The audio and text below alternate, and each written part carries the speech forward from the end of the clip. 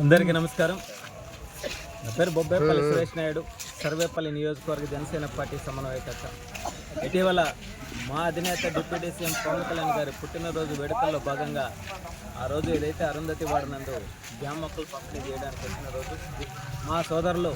చింత కృష్ణయ్య గారు ఆయన కోరిక మేరకు ఏదైతే కాలువల్లో దోమలు విపరీతంగా పెరిగిపోయినాయని కొద్దిగా బ్లీచింగ్ కొడితే ఇక్కడ అంటు రోగాలు రాకుండా ప్రబలకుండా ప్రజలను కాపాడిన వాళ్ళం అవుతాం అని చెప్పే విషయాన్ని మా దృష్టికి తీసుకురావడం జరిగింది. అందులో భాగంగా ఈరోజు సర్వేపల్లి నియోజకవర్గ జనసేన పార్టీ ఆధ్వర్యంలో కూటమిలో భాగంగా ఏదైతే సౌత్ ఆమ్లూరు అరుంధతి వాడనందు ఈ యొక్క బ్లీచింగ్ కొట్టే కార్యక్రమాన్ని మా యూత్ అందరితో కూడా కలిపి ఈ యొక్క కార్యక్రమాన్ని నిర్వహించడం జరిగింది.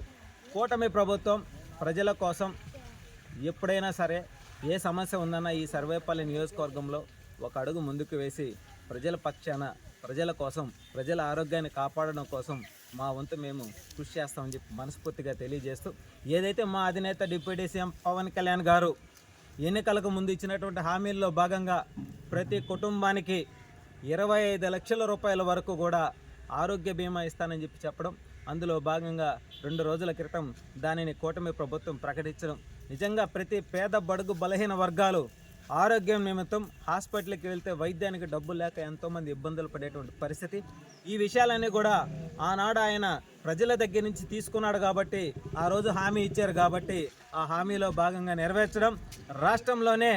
ఒక చరిత్ర సృష్టించే విధంగా ఈ యొక్క బీమా సౌకర్యాన్ని ఆరోగ్యానికి సంబంధించినటువంటి ఈ యొక్క అవకాశాన్ని కల్పించడం, నిజంగా పేద బడుగు బలహీన వర్గాలకి